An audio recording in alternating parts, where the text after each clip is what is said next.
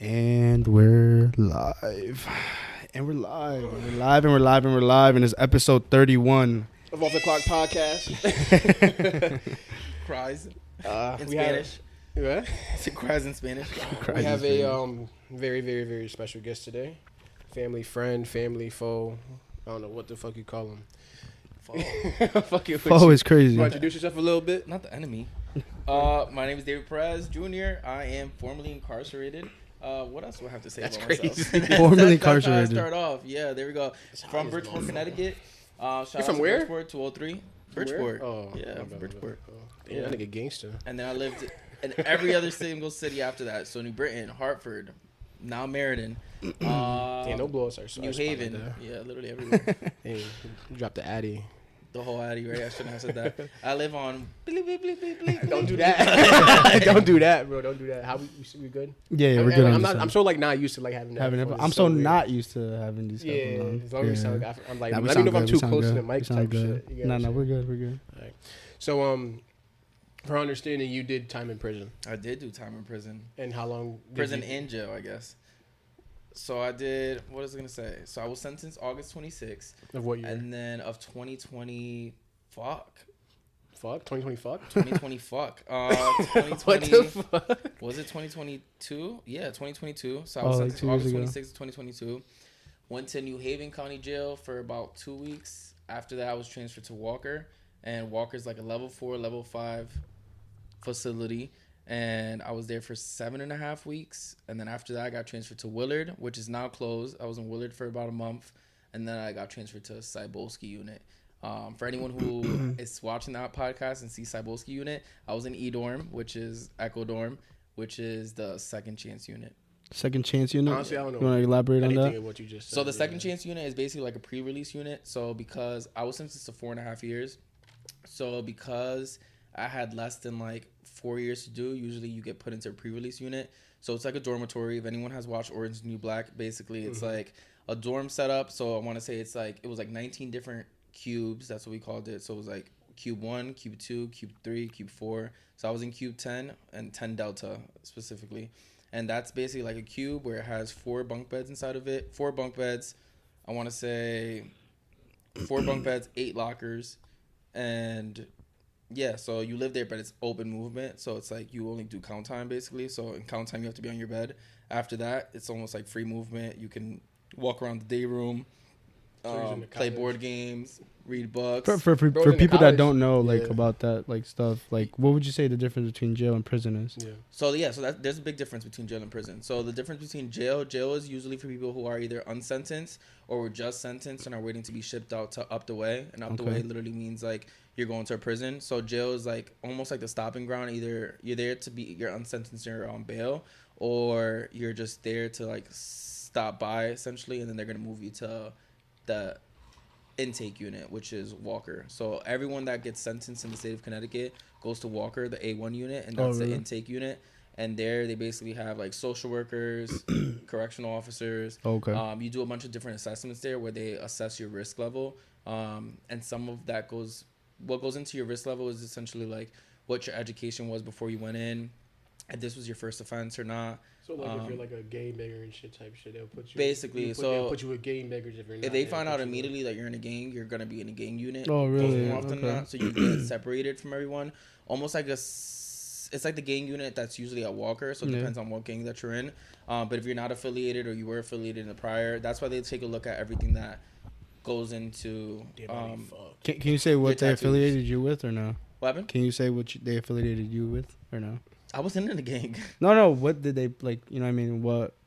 Because you said they would put you with game bangers. What category? So basically, like it's levels. So they assess you under levels. So level two is right before level 1. Level 1 is halfway house and like in the community supervision. Level 2 is like low risk, so that's pre-release unit. Level 3 is almost like Level 3 is almost like it's like Cheshire, Carl Robinson. That's where you would go. Level 3, and you usually have more time if you're in the level 3. Okay. Level 4, level 5 are more crimes under like murder, like rape. You know what I'm saying? Level what? Level 4, level 5s around there, and those are just kind of like that's more for like Osborne, Brooklyn, and those are the facilities that usually like you go there if you have a lot more time.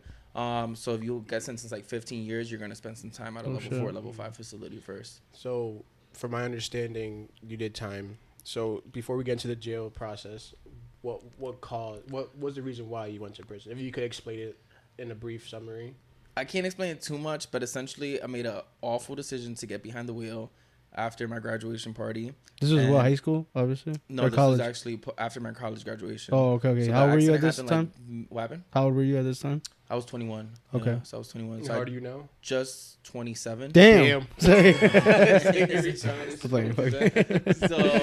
I was at a graduation party, and then I got behind the wheel after drinking, and then someone passed away by the name of Sally Mosher, and so she passed away.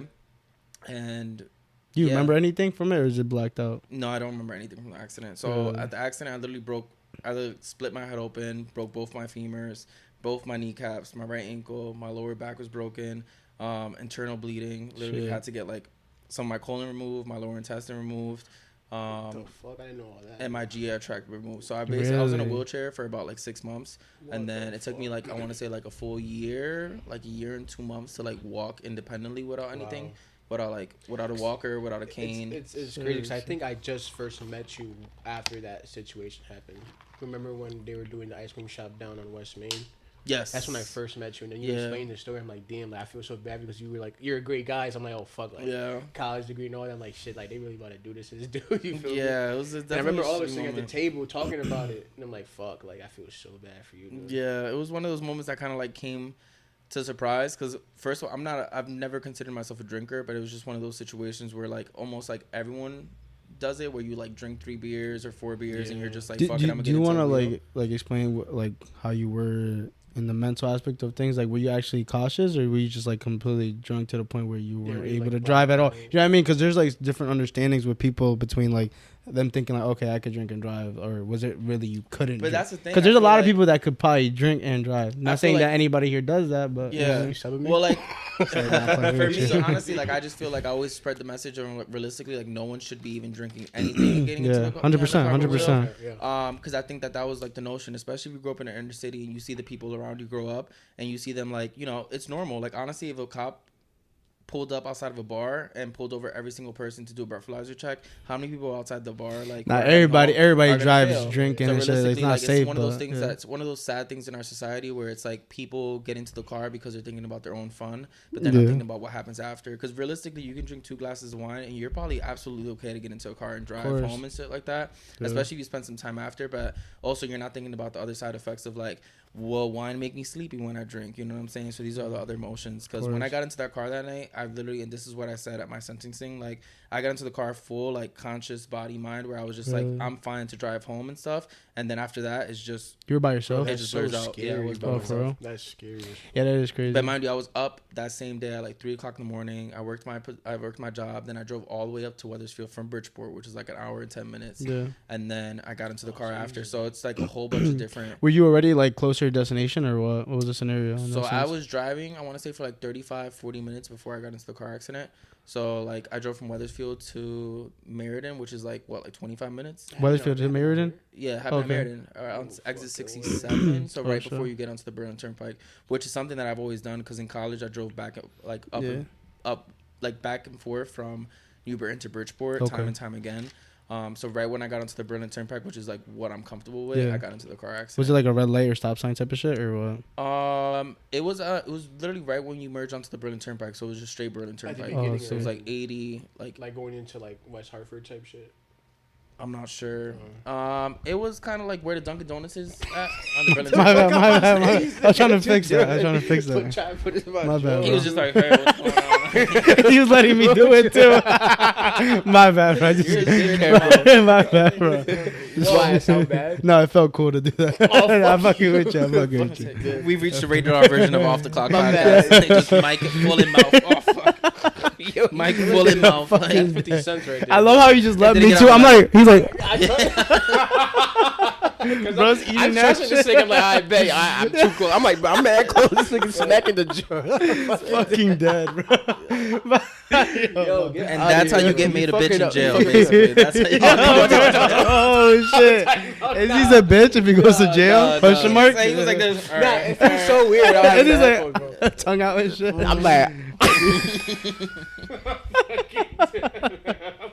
Because he's like jabbing me. I'm like, nigga, what you like? Wait, hold on. Wait a second. It's a little game, bro. Yo, That, but I'm fucking dead. all right, well, all right, okay, so Fuck, we just changed the whole fucking the whole energy. vibe of the conversation. We were Yeah, dead bro, we were serious. dead Like, ass. Yeah. And take him out. Yes, Take a mic in your mouth. Yeah, right. I want to jump on that the topic, you know, what happened. So now I want to get into like more of the prison topic, because I understand that you're gay, right? No, I'm not. Oh, I know he is, I but knew it's he funny was. that I got scared, like, yeah, he's not really gay. It's funny how you ask it, bro. Yeah. I'm straight You're for not- my bad. wait, Wait, yeah. you're not though. You're bisexual. Yeah. Okay. You're bisexual. You're not gay. No. Because I don't know too much. For people who don't know, what Depends is on that? the weekend. No, No, I'm just kidding. Depends For on the people who weekend. don't know what that means, because there's On the probably people who weekend. are like, you know what I mean, unknowledge in that sense. What's the difference I between mean, being I gay think and for me, bisexual? Yeah, what's So- the difference? I hope people fucking know what that Yeah, means, To yeah, bro. break it down, Yeah, everybody on the yeah. Off the Clock podcast. Break that shit Basically, I think for me, I mean, we talked about this in depth actually. One night at the apartment, but we talk. I think about the Charles Kinsey spectrum. So my field of practice is basically sociology and anthropology. That's what I graduated from my bachelor's Yeah, with. bro. Charles Kinsey did basically study super. It's a little outdated, but not. The results that he got from it basically just puts everybody on the spectrum of sexuality, whether you believe it or not. Okay. So the outliers of that is essentially that being 100% straight or 100% gay. Those are the outliers. And are you guys listening to me? What's Yes, going I'm on? No, I'm listening. here. No, I I'm hear you, here. bro. So basically, those are the outliers of sexuality. So realistically, like it's a lot rare for someone to be 100% straight and 100% gay. So I find myself in the middle of that spectrum where it's kind of like I mostly date men, but every now and then a girl will catch my fancy. You know what I'm saying? So you would fuck a girl? Yes, I mean I would fuck a girl. I would be in a relationship with a girl. Oh, yeah, really? So my longest relationship honestly was with one of my ex-girlfriends, my first love, and we dated for 7 years until I had to come out to her and tell her like essentially like I'm like, hey, by the way, I'm having these feelings for men. No, and I need is to that when? go out." Wait. Is this when you found out though that What do you you? mean? Is that when you like while you were with your ex with the longest relationship? Is that when you found out that you wanted to be with like guys or no? I think I've always known since I was a kid. But it was like to be open about it was confusing though because of the fact that I like both genders. So all right, I mean you just totally missed the cup, but that's fine. It's like Is there enough in there? just Bro, did you just pork break? just literally just all liquid? I love how David called me out. Fuck you. Red Bull all over the couch. He was like this, and just the side of the couch. Like I was like, okay. I try to play it out. I try to Bro, play it out. If you don't mind. Yo, you're a fucking alcoholic, bro. No, I'm not. No, Yes, you get me so no, tight. I'm not. I am not an alcoholic. I am not. But essentially, so yeah, so I see myself in kind of like the spectrum. And back to your question on it, like if I always knew that I liked men. But then it got to the point where I was like, would I ever emotionally like a man? Because it's different. One thing to do something sexually with a dude and then be in a relationship with a guy. So I think for me, it was more just kind of situation where I'm just like, if I'm just doing something sexual with a guy, if I'm drunk, then does that really count as being something? And then it came to the point where it was just kind of like, I liked the first guy that ever, which you know the person, we're not going to say that. Yeah, we're not gonna talk about that. Can you say his name? Say No, we cannot say his name. Say his last name Say his because last name. his No, last we name. can't. Say his code name or something. We'll find out. His drunk name. We're very close here. Yeah. Oh, I have a question. Like, so you said 7 years, right? In relationship with this girl? 7 years, years? yeah, 7 What the years. fuck were you, like So, 12? What year did you tell her you liked in men? When I want to say I was 20. No, what year, motherfucker? Like, what year did? I don't know. What year was I 20? 7 years ago. No, Just what go year back. in the relationship? 1997. I don't know. What was 7 What years year in ago? the relationship did you tell her you liked men? It was the last year. How did she take that No. shit? Wait, all right, 2 questions. Yeah. That's mad 2 disrespectful. questions. Nah, Yeah, I'm it just is. Nah, kidding. no, that's crazy, bro. Nah, I'm fucking with you. All right, 2 questions. All right, we're back. She's gonna watch this podcast. If you're watching this podcast, I'm so sorry. No. Yo, Dave's a fucking dick. I actually seen her. She's beautiful, bro. Dude, She's Dave is a... She is. She's beautiful. She Like, I'm is. like, David, She like, is. why? Yeah, I know. That was my damn. mind. Like, why, bro? She is. So 2 questions is, so you telling me you always knew you liked men during that full 7 years? But not romantically.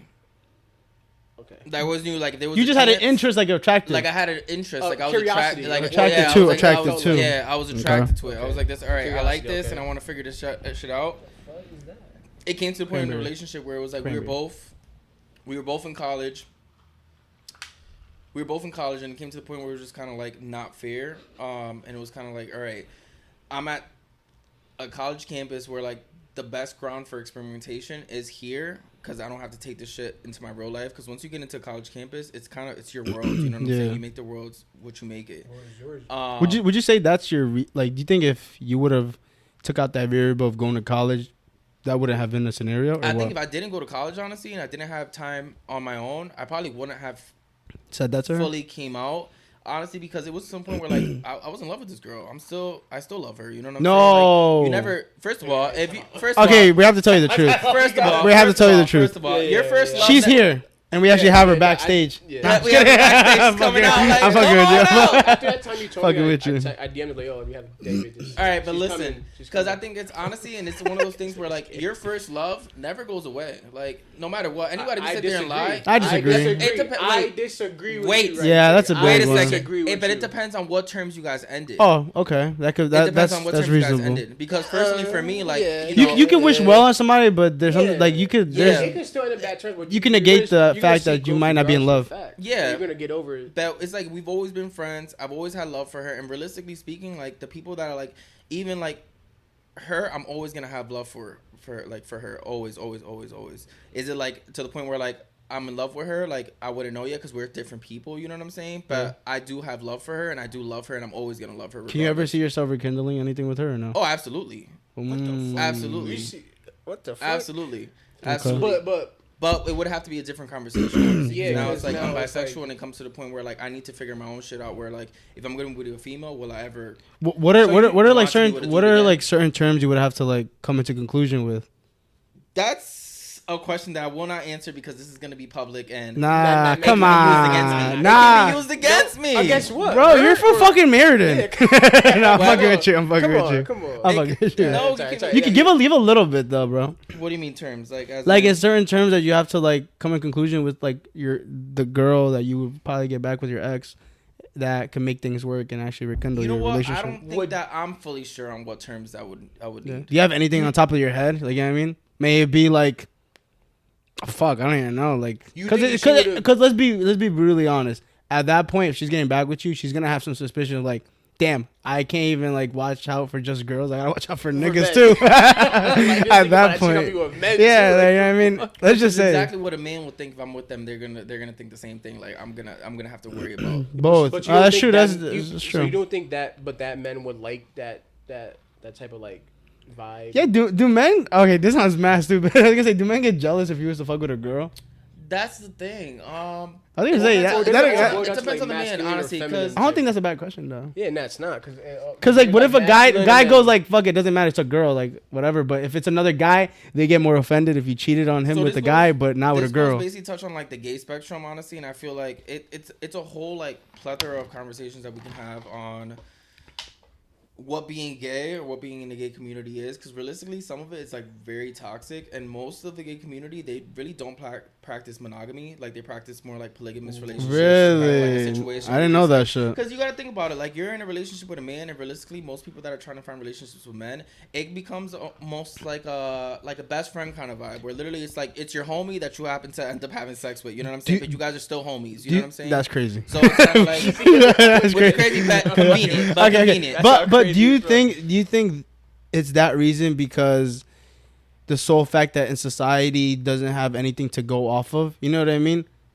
Does that make sense or no? I would say... You know what I mean? In the sense where... No, not religiously. religiously. Just in the sense of, okay, like we're all wired to know how a relationship should kind of be based off of like pushing way back to all the old times where it was obviously a man and a woman, and how like it would be like let's say the guy goes out and works and gets this and that. But that's an excellent point that you bring up, because realistically, back in the old times, that wasn't the case. Oh shit, stupid. Like realistically, I mean, when we think about the male and female norms, we think about like the beginning of Catholic, like. I'm not that gay. I'm wait a second. Bro said this. Because I dodged it too. I said, wait a second. I was like, no. Bro started hitting the nay real quick. I was like, not tonight. I don't want it. Yo, I'm fucking dead. But I think when we think about about the norms, like we think about kind of like the harmful things that we think about the past and stuff. And one of those is the fact that like normally speaking, it was like male and female that was always the norm, when realistically it wasn't. Really? Like, it back was, like, then? the rise of Catholicism that essentially like cemented Separated the fact it? that men and female are supposed to be the norm and are supposed to happen. The introduction, like the introduction of the Bible too. But when we think about like even indigenous societies, which is what we should like. They were here before all of us. In indigenous societies, they had these terms called two spirits, which means that it was either male or a female that couldn't embody just one gender. Really? So they were called two-spirited because essentially they were called God's gifts because there wasn't enough men for the females. There wasn't enough women for the men. So whenever there was like a child that was orphaned, they would be given to these two-spirit couples, which is essentially two people. Like they could be two men, two females essentially, and they would be the ones that would take and adopt these children. So two spirits has been around for like since the beginning of the time. Really? Homosexuality, like just being gay, being lesbian, has been around since the beginning of nature. It's just the coverage of history, and at the end of the day, the people that write history are those who win. That's it. Do you think it's also with the epitome of just like things always change and stories change? You know what I mean? Like in the sense of it just being a male and a female. I think stories change for the benefit of those who are writing the stories. 100%. And that's what I would say. That stories change for the benefit of those writing stories. So if you need to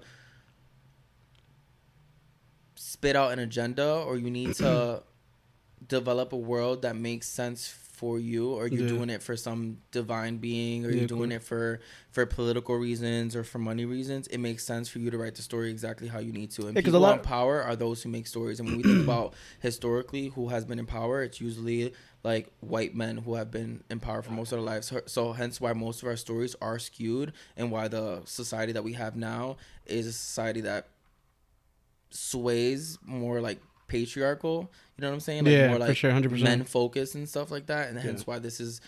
I think people are uncomfortable with change and like change that's happening in our society now. But realistically, we're just going back to our roots, to a world where people just didn't give a fuck. Where we could come to a day where it's just kind of like, if someone comes out as gay, it's gonna be like, all right, so what? Like, do you? I don't give a fuck about who you fuck. You know what I'm saying? I think it's the act of like, now there's such an act of authority and like high ground to the point where it's like they kind of try to depict what things should be like and how things should but I also feel like it's bigger on like a religious aspect of things. You know what I mean? Especially when it comes to being gay. Yeah, I mean, but when we even think about that, like the anthropological record of the Bible, there's literally people that are studying the anthropology of the Bible, and kind of like how there are people who are literally piecing together the Bible and trying to source and cite exactly where these chapters of the Bible came in from. And one of the most scriptures that people try to say when it comes about the Bible, they talk about how like there's a scripture in the Bible that says that man should not sleep with man, when before, like, anthropological record before that version was literally man should not sleep with child, which makes complete sense as to why the Catholic Church changed it, because they're one of the highest high people sleeping with child. You know what I'm saying? So it's like they changed man should not sleep with child, and we're all in accordance with that men and adults should not sleep with children. And then they change it to man should not sleep with men, because realistically, if it comes to the point where priests are ever caught touching children, they could just refer back to the Bible and be like, no, this doesn't say it in the Bible. You know what I'm saying? Like, we changed it to men should not sleep with men because we're focusing on same-sex things. So they just changed like one portion of the Bible that was meant well, because realistically, adults should not be sleeping with children, and then to change to something where it was just kind of like where people were seeing taboo, because multiple societies show depictions of same-sex. Pompeii, for one, they had full murals of people, like the term back then, things like that. Like, it was normal, sure. Like kind of like not sad, more of a like why type of moment. Like why do men like girls with girls, but men don't like men with men? You know what I mean? Because it's candy-eyed. That's but it's why. taboo. Yeah, it's candy-eyed, and that's what people kind of get even if we think about like some women appreciate watching male on male sex when it comes to like things. They just like the masculinity of it. They like seeing it, just like it would make sense why a straight man would like. So what do you honestly, think? It comes back to sexuality, the spectrum of sexuality. When realistically, like, you can't fault anyone for what they're watching. Some people are just more ashamed to say it. Like, you know, a woman in this society, a woman may be shy to be like, yo, I actually like watching male on man porn. You know what I'm saying? But in this society, because it's built for men, essentially, which sounds so sucky to say. If a straight dude were to come up, like, I love watching lesbian porn, that shit. But there's some men who are like, I don't like watching lesbian porn. It doesn't do it for me. I'd rather watch a girl and a guy. You know what I'm saying? And some men are like, that's gay if you watch a guy and a girl. You know what I'm saying? And it's like, some girls watch full lesbian porn, and some girls are like, why do you watch this lesbian porn? Some girls don't like the masculinity inside of their in their fantasies. Everyone has a different taste, and everyone has kind of like a different spectrum of what they're into and what they're not. It's just more that we've created a society around ourselves that we don't like to talk about those subjects, and we don't like to talk about what we're into. And realistically, I think we'll all be a lot better off. What do you think is like psychological aspect of that? Like, where does that like come back from? Like, does that fall back all the way to your childhood and like certain experiences you've gone through to cause you to have some type of fixation to like things like that, or what? Sexuality? No, but more so in the sense of like you just mentioned like some people like certain things, this and that. Like you just mentioned like lesbian or maybe. I think it's all personal likes, honestly. Yeah. I feel like everyone. I think we forget to think about how complex the human really is. Like realistically, Homo sapiens are so complex, and we all have different thoughts. Like me, you, like every single person in this room are having completely different thoughts at a different time. We all think differently. We all feel differently. Like something that might be sad to you might not be sad to you. Something that might be like hilarious to me might not be funny to you guys. And realistically, I think the sooner that we think about like how complex we are as like social beings, you know what I'm saying, that's the faster that we're able to like understand one another. Because I think sometimes it stems from our past experiences, like sexuality and like the things that we're attracted to an obviously extent, right? To an extent. Yeah. And then some things we just pick up along the way, you know what I'm saying? Because there's so many different kinks. I mean, you have like in the gay community, it's like the leather kink, the bear kink. I don't know what it is in the straight community. I mean, maybe it's leather or bear kink. Like bear is essentially like bigger men who are like furry, and then leather kink is like wearing leather. But like for like straight people, I don't know exactly what their kinks would be, except I think it just was like society normalizes like maybe somebody with like abs and strong muscles, and then for girls like some girl with a fat ass and then some boobs. Then we think about like that's why people get sex ed. Like, that's why people get plastic surgery. A and stuff robust sex education program in schools.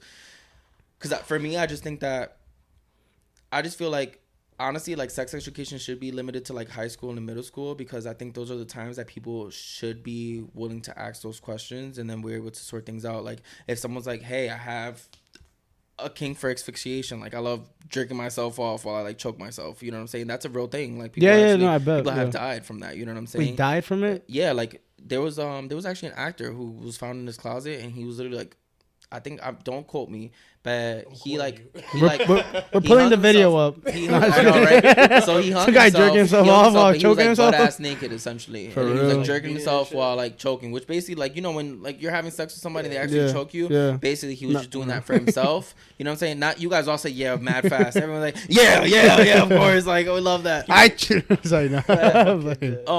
But yeah, so essentially that's kind of like having those conversations and being safe enough in a space where you're like, you know what, actually I kind of like this, and I think it's gonna be better off. But we still have like I think for humans we're really susceptible to groupthink, where it's realistically we're all in the same room. It's really dangerous sometimes for me to be like even me in a space right now I'm comfortable with my sexuality, but in high school that wasn't the thing. Like if I told somebody like, hey, by the way, I'm gay, it was gonna be hell no, fuck that, because I grew up in a different time where like being gay wasn't as accepted as it is now. So you think about groupthink, and you think about like how would you develop like a sexual education program where like you're not gonna be in a room with people who are judgmental, you know what I'm saying? Like where you have like a jock who's like, actually like I would let a guy give me head, you know what I'm saying? But I don't think, but I want to be primarily with females. If you have a girl who's like this, I would get eaten up by a girl, but I like dudes. But if I was drunk, I would do it. You know what I'm saying? And like being open to just being open minded, I guess. So it was just like, I guess, curiosity. That's what you would. Curiosity, curiosity for sure. Because I guess with you don't know. I don't know. You wouldn't know until you try. But it sounds crazy. But it sounds crazy. But in a certain extent, jump back to the prison on topic. How do we go from prison? If he's uncomfortable, bro. Back to the prison topic. Actually, I just wanna. Because you stated like you're uncomfortable in certain situations of expressing the way you are. But how did that go about in prison? Yeah, so that you're gay in prison. So I know it's strictly. Were you scared to get like Twerked on? Pipe. I mean, twerked on wouldn't have been bad, but rape would have been awful. Reggaeton. Rape would have been awful. You would have had me crying. Transitioning, like, how did you go with like a masculine mindset, like a deep voice type shit? So I went in on some like I'm not gonna talk to anybody at all. But when I went into county jail, and county jail was traumatizing in and of itself. Like I had just got sentenced. I had like 45 of my family there, some of your family there. Oh shit. He's family, guys. He's family, by the way. Yeah, so I had like mad people there, honestly, and then I got sentenced to 4.5 years, and I was like stoic, obviously. Then when you get down to the cell, you're thinking about like, damn, what's it gonna be? I remember going down there and I was literally dressed in slacks and like a button-up t-shirt to notice that nobody else was fucking dressed in slacks and button-up t-shirts. But I'm like, you gotta dress with your results, basically. Like I want to make sure I do good. That didn't fucking work. But so when I got to county jail in New Haven, you do the whole like strip, cough, squat, etc. Oh, come on. How many like tattoos do you have? Like spread them, all that shit. Spread them. And I remember getting on the phone call actually, and the first person that I called was my husband, my ex-husband at the time. Oh, you were married? I was married. I didn't know that. That's for the next podcast. So basically, I called my ex-husband, and I'm like on the phone trying my hardest not to cry at the time. He already knew you were going to jail. He was in Qatar actually. So he was in Qatar. He's in the military. So he was in Qatar at the time, and I remember calling him and just kind of like talking. And at the time, honestly, I was on such a like I don't give a fuck kind of vibe, essentially, where I was just kind of like, all right, like it is what it is. You know what I'm saying? Of course, like, this is me. I'm not gonna hide it. Can't do nothing about it. So when I went to the holding cell, which is like the bullpen, essentially, everyone could tell that was my first time. Like they're like, yo, they're like some OG, which OG is just like the older guys. Yeah, OG is just like the older guy in the thing where like you respect, obviously, like just respect your elders. I hope everybody knows OG, motherfucker. So you walk in, and then the OG was just like, he was like, yo, youngin, and I'm like, yeah, youngin. Yeah, I mean, I was 21. Yeah, you was young. No, bullshit. Actually, I was 25 when I got sentenced. So I was 25. Yeah. So I was 25, and then I'm like, and he's like, oh, you just got off the phone with your wife? And I just didn't give a fuck. I was like this. Nah, I got off the phone with my husband. Nah, you're bugging. They're like, damn. And they were just like, they're like, where is he? I was like, he's in Qatar, this and that. He's serving the military. They're like, yo, you must be proud. Like, we all been there. Oh, they didn't judge you. So they didn't judge me off point, but you can tell everyone was just like, damn, like this motherfucker just set it off rip. So now I'm going off it like that, right? So I get processed. I get put into the cell, and I get put into a 4-person unit. Were you acting like yourself during this? Just moment? Myself, yeah, like that. Let's say your voice and all this stuff, like just like that. Similar. Okay. This is maybe a little deeper. Like I was like, yeah, so my husband's in the military. Like, I got a little deeper. Or had that pop smoke. And then by accident you go. He said, it's me, David. No, so I was acting normal. So then when I pulled up to the 4-person unit, and then we had a toilet in the cell, which is the first time that you ever take a shit in front of like anybody type shit. Oh, because it's open, right? Because it's open. And there's like a huge window to the point where like literally if you're taking a piss, like everyone's seeing your dick. Like the COs are seeing your dick. Oh, hell your no. cellies will be. They're like cordial and shit like that, but like everyone's seeing your dick. Basically. And you got to shit in front of them too? Shit in front of them. That's everything. crazy. So you're in there with the lights on for like literally 23 hours. Like, no, well, the lights were on bullshit because the lights were on from like, the lights got turned on from 8 a.m. and then they got turned off at 11 p.m. So you're just there, lights on the entire time. And I told them about it, and they were completely fine with it because I was cool. So they were just like, oh, no, you're cool. Like, I wish you the best, et cetera, et cetera. Then when I got into another cell unit, which is basically for like the violent offenders, because that's where I fell under. That's where I'm like in there with like people have done like Jeffrey Dahmer, like some tough ass shit, but realistically, like still, I believe in like prison abolition. They were good people. They looked out for me, and I remember being we went into the day room, and they were just like, yo, what's going on? You got a ring on your hand? You got a girl? And I'm like this. Nah, I have a husband. And then everyone just stopped. Like when I tell you everyone stopped, everyone was like this. No. And I'm like, I think my face is turning red. I'm over here like, you're like, just kidding, fucking with y'all. Yeah, he goes, just kidding, fuck that faggot shit. Like, yo, and I'm over here, and there's I just playing with y'all. He's like, I'm just playing. Squidward, I'm just kidding, right? Yo, the most everybody fucking laughs walking. You like, everybody with straight faces. Just came like, oh, everybody just started leaving the cafeteria. He's like, I'm just kidding. Come on, guys. The most unhinged thing happened because then the one dude in the dorm who was like deemed like that motherfucker was about shit. First of all, his name was like I'm not even say his nickname. Say his name was Leak. So his nickname was Leak. But he was like about his shit. Like basically that motherfucker was like if he couldn't get on the phone, he was fighting basically. Oh my god. So he came in, he was like this. He came up to me, he's like, come over here. And I'm like, all right, bet. Like I'm with the shits. Like it is what it is. I'm like, Because at this point, like I'm like this. It's either. I'm sorry, I don't mean to laugh. Yo, don't laugh. I'm wait, gonna why? have to fight for my life. Like I'm over here, I like was ready to fight. That's why he said this. What it because is. first of all, like He's like, all right, I it's gotta just, fight right at now. that point, I They had saw 4.5 me, I was like, years. So I was like nah. this. I was like, at this point, it's either you or me. It's was either you or me, and I'm the biting. I'm gonna bite. Oh. I'm I gonna was bite. for fighting, so he called David over. And Dave was like, all right, now I'm ready. Yo, like I was like, all right, Type what's shit, up? type Like I was shit. like, this is it. Like Yeah, I'm ready. and then to he fight. like literally gave me that. He's like, yo, you must have got the fucking biggest fucking balls, like for you to just come in here and just say that shit to all of us. Yeah, I was gonna like he was say, like, you right? have no like. Yo, you don't even know where we come from. Like, what if we just didn't? Like, he was like, you know what? I don't give a fuck because honestly, he was like, yo, my little brother's gay. Like, don't even worry Wow, that's about it. deep, like, that's Oh, deep. he was like, I got you. You Don't think even that worry was about like it. your like safe bet too? Yeah, Like Then Your like safe- the your Puerto safe haven? Ricans came over and then they were just like, yo, papi, we got you. And Oh, some nah. of them knew my dad.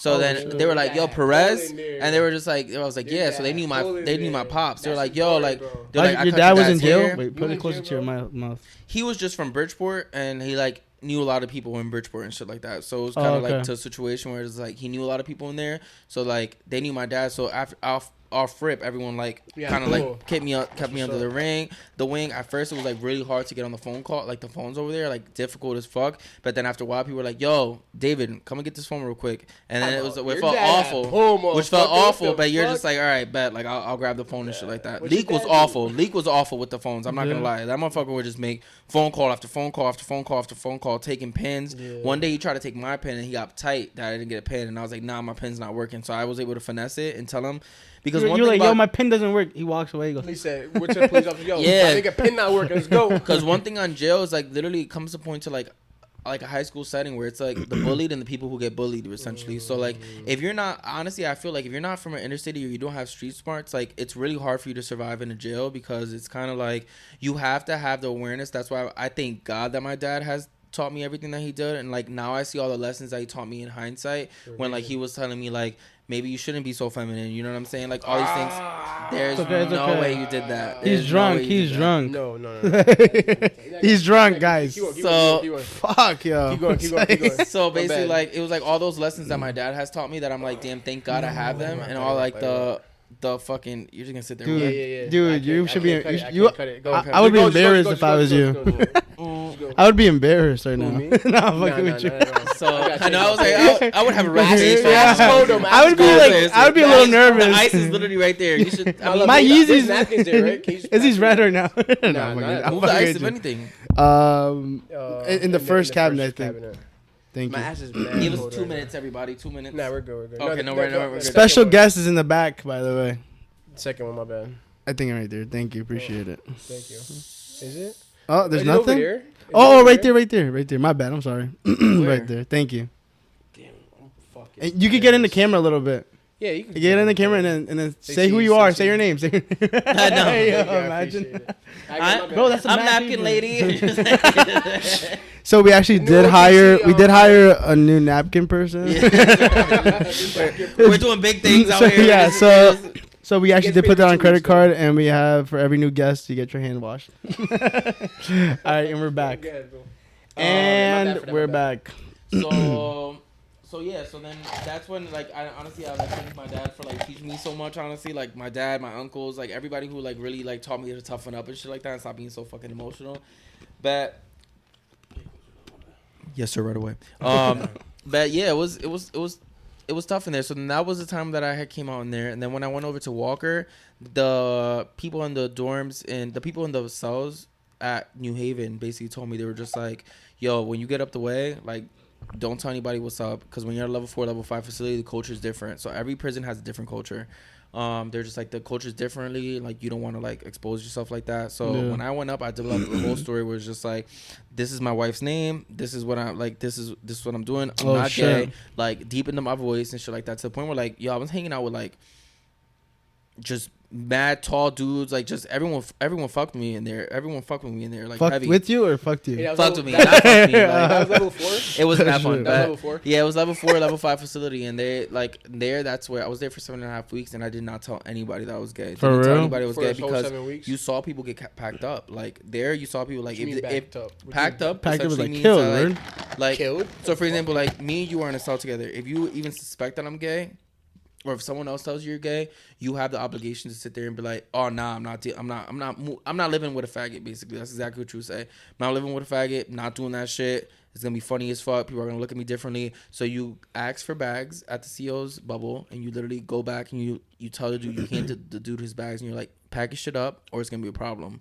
And more often than not, people pack their shit up. The person that's gay has to pack their bags. Yeah. So no way. What the fuck? So That's they pack weird. their bags. And then they move out, and usually you get moved to SAG because if you refuse housing, that's a ticket. So you get a housing for refusing ticket You get a ticket for refusing housing. How does that even make sense though? Wouldn't like the person that's asking for you to leave should be the one leaving? No, because they're just asserting their dominance now in that way. Because it's either you get packed up for refusing housing, which is a lower class ticket, or you fight, which is a higher class ticket. And if you fight, it's gonna be seen negative on your parole hearing, or your clemency hearing, or your sentence modification hearing. Okay. So like every single thing that you do in prison is gonna count for when it's time for you. Have you ever gotten in a fight while you were there? Or no, that's what's up. Never. Realistically though, the fights were in a storage closet. And when people used to fight, they were in a storage closet. And honestly, it's a lose-lose situation if you bring a gay dude to a storage closet. At the end of the day, start getting piped. I was gonna say, if first of all, if I lose the fight, I'm going out there and I'm just like this. That time was amazing, Tyrone. And at that, now we're both gay. So what's up? Like, you lost the fight and now you're gay. Like, gay by association. Like, it doesn't look right to come out of storage closet. Bros come out sweating, bleeding. Yeah, sweating, bleeding like this. That was a rough one, right? Like, I was just literally like, at that point, that's it. So you said you spent what? That was like what 4? You said you said something about 4 that you spent 7 weeks in level 4. Level 4. Yeah, 7 weeks. Spent 7 weeks in level 4. Yeah. And what's after that? Did you go? After that, I went right to level 2. Also, you went like a down. Yep. So they assessed me after the 7.5 weeks. They assessed me, and then after that, I went right to level 2 facility, which was Willard first, and then I went to Cybulski, so those which is like open dorms, which I hated. So those 7 weeks must have been very hard then, since you was like more of an upper level and you couldn't like express that you were. It was hard, but I like to sell. I like my cellie. He was a good guy. And I mentioned it to you, like he was a good guy who like remembered me when he got out. So like he was putting $100 on my books like every week, like every month he was putting $100 on my books. I did not know. I knew his name, and then I asked my mom. I was like, "Yo, can you find out online like who?" No, I asked my counselor in jail. I was like, "Can you find out who's putting $100 on my books?" Because I had to ask my ex-husband, and it wasn't him. So I'm like, "That's damn, who's putting this fucking money on my books?" Like, damn. Yeah. And then I see his name was like Michael something, Michael S. And I'm like, holy fuck, that's my cellie. And for him, he just remembered me. When he got out, and he just looked out and put money on my books. Shout out to Michael West, you heard? Yeah, seriously. So he looked out for me. Yeah, so out of those 7 weeks, you never mentioned yet you were never. Oh, he doesn't know. No, he still doesn't know. Well, probably. I mean, my name's pretty. Michael S. Come in. Michael S. You about to find out. Yeah, he's right behind the door. An emotional reunion coming up. Like, so when you went back to level 2, it got a lot easier for you, obviously. Yeah, it got easier. I mean, it was still lonely because the first couple weeks I was like there by myself, and it felt like I was very like it was lonely. Jail honestly is a very lonely experience. It's one of those places where you just don't have a phone, you don't have any technology. You don't get to go on your social media or some shit? No, not at all. Because some people get to, right? We get tablets on a level 2. They get to if they have an agreement with like a corrupt CEO who goes in there and buys phones for them. Oh, really? So that's usually for like up the way. That's for like notorious kind of like prisons and stuff like that. Like for a level 2, that's really not gonna happen, honestly. It's more for like time, like people who are really like doing time where you can get like, and you can buy like a flip phone for like $3,000 or something like that. Like the prices are like insane. But like if you're in there and you're like trying to run shit on the outside still, like it's important. But yeah, so like it's still like very lonely, honestly. And it wasn't until I started finally coming out to the point where like everyone in the dorm was just like, it came to a point where like everyone just really respected me because I was the one doing like the resumes and the cover letters, doing these things called like inmate-led program. I hate the word inmate, actually. That's not person first language. But and then we started doing that, and then it kind of everyone was like, yo, like if you need help, go to David and David will help you for free. Yeah, okay, so you know what I'm saying? You're getting your respect in there. Yeah, so I gained my respect, and then it came to the point where like people would come up, like new people that came to the bar was like, oh, David just said he's like gay. He's talking about he got a picture of a dude up on his bunk. I was like, yo, that's David. Like, don't fuck with David. Like, ooh, my boy he's cool with us. You know what I'm saying? We cool with him. You know what I'm saying? And if you need anything with him, he's gonna help you out for free. So we're chilling with him. Like, don't say no slick shit about him again. So everyone, it came to the point where like the culture was changing inside of prison, which was insane because it was like people stopped using the F word. People were coming up to me talking about like, hey, my daughter just said that she wants to transition into being a man. People were talking about how their younger son just came out to them and their son was 14. You know what I'm saying? It was like letting people have tough conversations that they weren't used to having, and having someone so like blatant in their face with like, oh, they're out and he's doing fine, like he's walking around truly as himself, which was like so important. You think you changed a lot of like prisoners' perspective on the way they see gay people while you was in there in a sense? I wouldn't say change. Or got like more comfortable. Absolutely. Just maybe within themselves. I think the culture changed. I think honestly, like especially for straight men, it's hard for people to be totally comfortable in their masculinity to have a gay person be their friend. You know what I'm saying? Because they're thinking about all the things. And every time I think about this, like most straight men that are worried about gay men anyways as friends, it's because they're worried that the gay men are going to do exactly what straight men do to women at clubs, just randomly, you know what I'm saying? And they're thinking about like, damn, like they might do the same thing that we do to females that make females uncomfortable, and I don't want them to do it to us. So every time you flip it on the head and they're just like, oh, what did they grab me? And I'm like, this. Well, when you walk past a girl in the club and you grab their hips for no reason at all, like, you think a girl likes that? Yeah. Probably not. Like, that's an invasion of space. You know what I'm saying? And once you think about it like that, they're like, damn, I never thought about it like that before. That's like, true, though. All that's the times true. that I've invaded a lot of fucking guys do that space shit, thinking that I was able to like do that, and they're worried that a man's gonna do the same thing to them. So I'm like, if you have that same worry, don't you think that females have the same? It's like worry? A guilty conscience type of thing. Yeah. So I'm like, basically, you're just worried about the things that you already do to females that make them uncomfortable. You're worried that a man's gonna do that to you.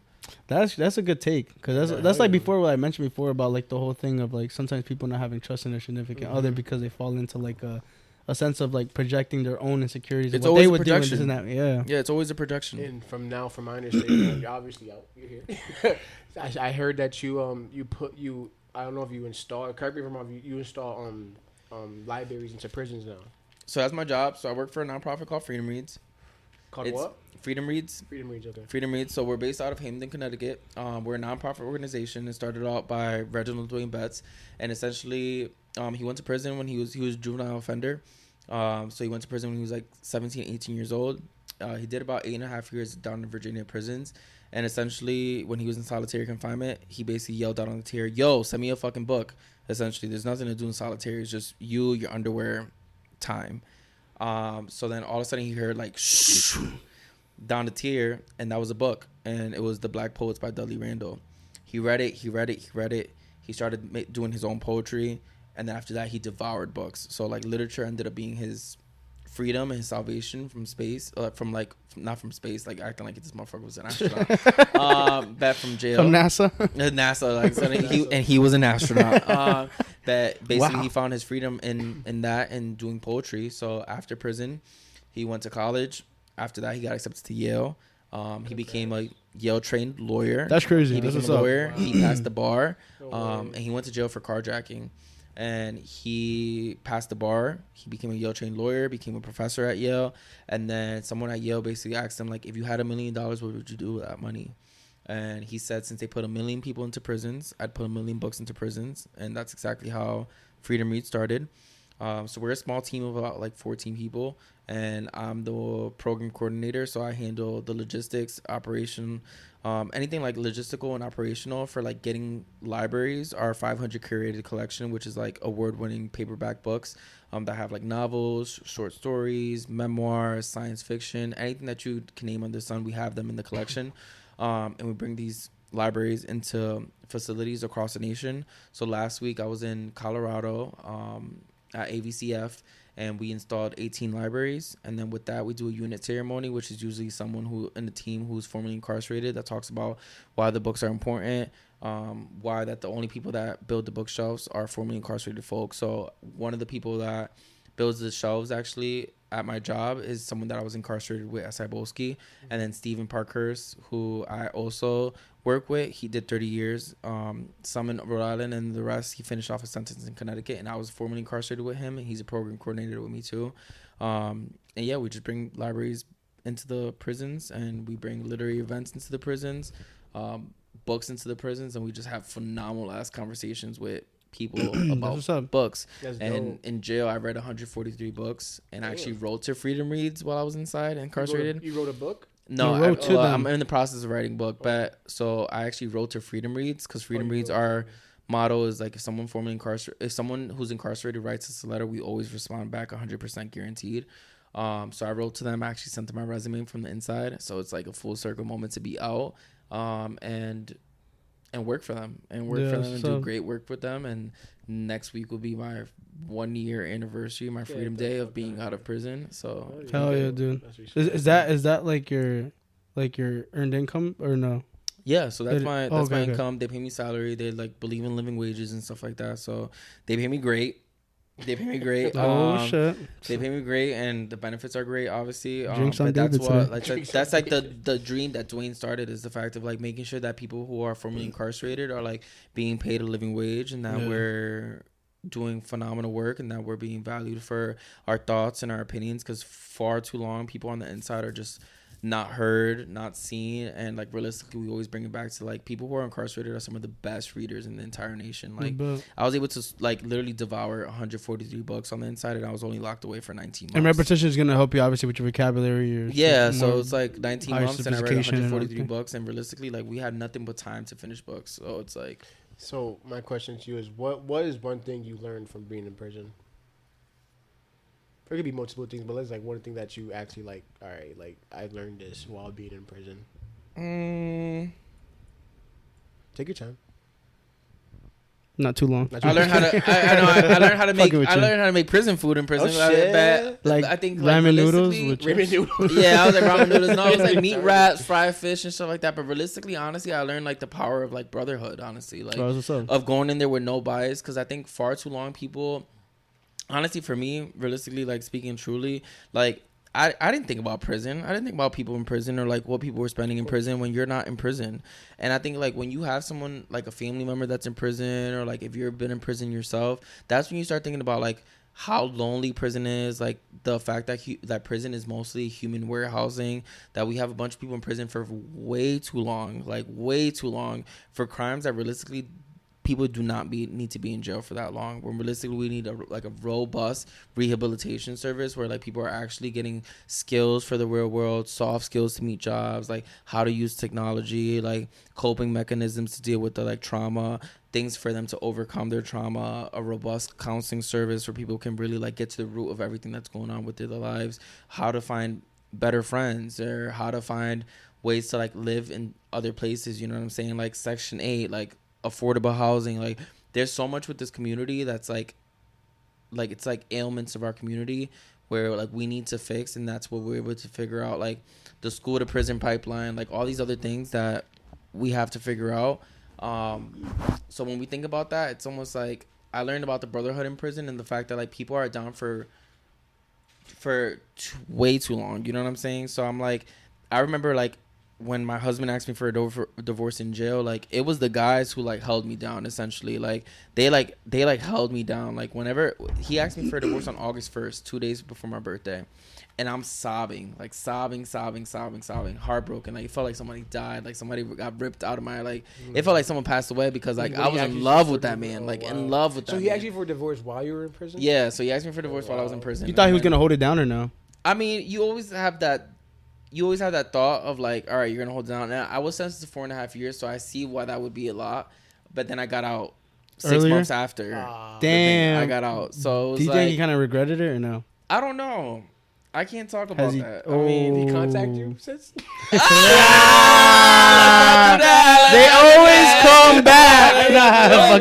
How you got out 6 months early, bro? Let's not do that. So it was kind of like, I mean, I think when he asked me for that, I remember I was a wreck. Like I wouldn't eat nothing.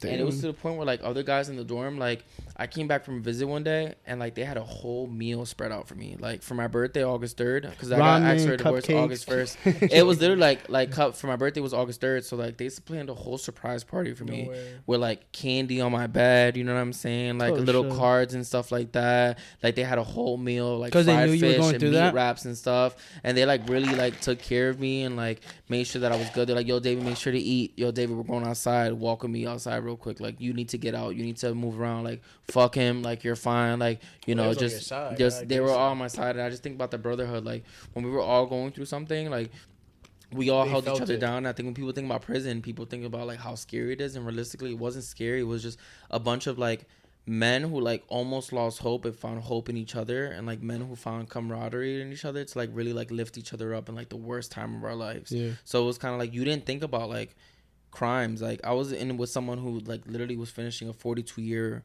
sentence for like murder or like other things, and you just talk to each other about like the time that you lost inside prison, no matter if it was just 6 months or 19 months or 30 years or 20 years.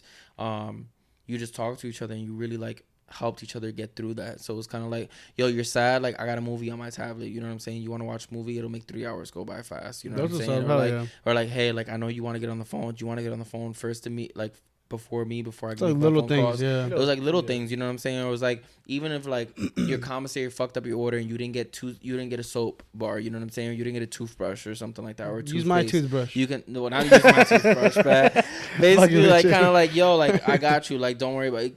It became a community where it's just like, oh, you don't got shit to eat, don't worry about it.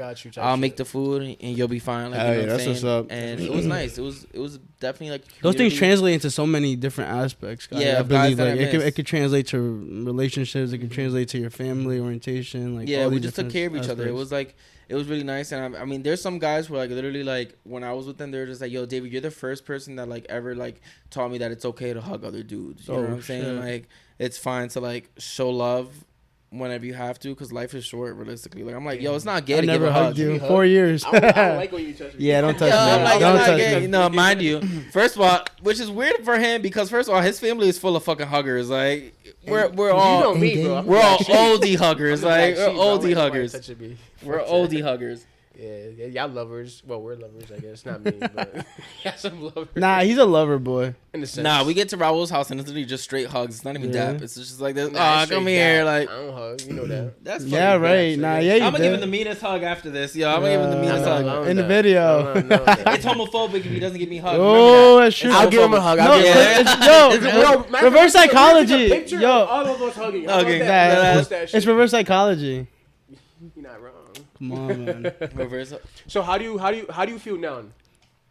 After the prison process, 29 years, you having a successful job after getting out of prison. Awful, depressed, sad. No, I'm just kidding. Damn. Keep going. How do I feel? 2%. Yeah, you gotta. What's the timer? 56 minutes. All right. So wow, we talked a lot. Yeah. So I obviously answer that question. Then we're gonna get into another question. No, it's 2% left. No. Battery. Advice question. Then. Okay. Yeah. Okay. Yeah. So how do I feel? I mean, I feel good. I like being out. 5. You lied to me. Yeah, 5. Okay. You're bad impression. I'm playing with you. So I like being out. I enjoy being out. Do you get sad? I've been out now for almost a year, and it's like you see people who have returned back to prison, which makes you sad as fuck. But then you also think about exactly what I alluded to earlier, the fact that like there's just no support. Like, how do you expect somebody who went into jail at 17, did 17 years, to come out and catch exactly what it is to digitize a resume or like having soft skills? I was grateful and I was generous. Like I was grateful, and I was very. What's the fucking word? I was very fortunate to have my degrees before I went into prison, where I had no soft skills and I can land a job pretty fast despite the criminal record. But you think about stuff like that and how people go back to selling drugs or like doing things that they're not supposed to do, or back to their old friends. And realistically, like as social beings, like what we talked about earlier, we like need connection. So like realistically, like if you come out and you're 28, you don't have any friends, like you're gonna find the friends that put you in the situation that you were in the first place. You know what I'm saying? Like, yeah, that makes sense. You need to find a good connection of friends who actually like push you to do better and push you to be great, and put you into that mindset kind of situation. Mm-hmm. But then you hear those sad stories where like I lost 2 friends already that I did time with. You know what I'm saying? Like one to suicide and one to overdose, and like that shit kills you, because I think it's weird because like they were like phenomenal. I might get emotional. So I'm take your time, bro. No. But like, you know, express yourself. Because I think like, come on. I think you just think about like how good people were. Fuck. Did it die? Wait. Oh, that's it. No, Yeah. cry. No, keep going, no. keep going. The camera's dead. Both of you. No, the audio's still on, brother. Go ahead. The audio's still on. Go ahead. Pause it. Nope, now I'm done crying. Alright, fuck it. You just have to take it. No. I'll jump in. Oh, damn. Alright, so guys, David just finished crying. I'm sorry, but you mind just recapping back where you started crying again? Wait. Hold No, on. the podcast Keep is going. now over, everybody. You know, so, Keep going. You're good. I forgot where I left off. You were talking about Your two friends that what'd you passed learn away. about your two friends that passed away? Oh, so I mean, we think about. Remember, you can't cry. You can't cry if you want to. No, I'm not gonna cry because I ruined the moments. He did. Nah. It was a camera. Nah, bro. Nah. But I do miss them. I do, and I mean, I just think about like how phenomenal people are because they were both like really like family oriented people. I talked to them a lot on the tier and stuff like that. I talked to a lot in the day room. We played Scrabble together. We had like Scrabble tournaments and stuff like that. Yo, Brandon would kick my ass in Scrabble. Lefty too. They were phenomenal Scrabble players. But then you think about like what life is like on the outside. Like I think about what pushes someone to suicide when they come home after doing so much time, and you know they're just not digging life so much to the point where they're just like, yo, this shit's just difficult, or like what was their own like inner struggle, or like the fact of like people who do so much time in prison and become so spiritual and then just pick up a drug, or was it something that they did not trusted? Was it that they picked up bud from a dealer that they just could not trust and was like laced with something? And you think about like the final some moment or some shit. So I think about their final moments a lot of like what that is and like the duty that I have to them to like keep going and keep moving forward. Because I'm not gonna lie, like I get sad too after everything. Like, you know what I'm saying? Like I'm doing phenomenal, and I thank the universe for like everything that I've been in and like all the things that I do and stuff like that. But at the end of the day, it's like you get sad. I mean, I get sad of the fact that I'm divorced. I get sad of the fact that like the connections that I've lost, the friends that didn't reach out to me while I was in prison, the people who didn't like write letters is included. Come on, I wrote you once. Didn't write me not one fucking letter. Oh, you guys hear that? Wait, You guys hear once. that? His family ever wrote you a letter? Yeah. What? Family, you never wrote a letter? Wrote you. And there was one time I was Raul Key, we wrote you. At the same Oh, they time. did. Okay, so I was with them like, yo, put Izzy in down. So he did. So But they he wrote did, a whole letter, and he goes, "Yo, just add is." He's like, it was just like this ant is at the bottom and like in like cursive, just and is. then a kiss Bro, I lipstick. always ask him, how were you? Yeah, You know what I mean? yeah. I always ask him.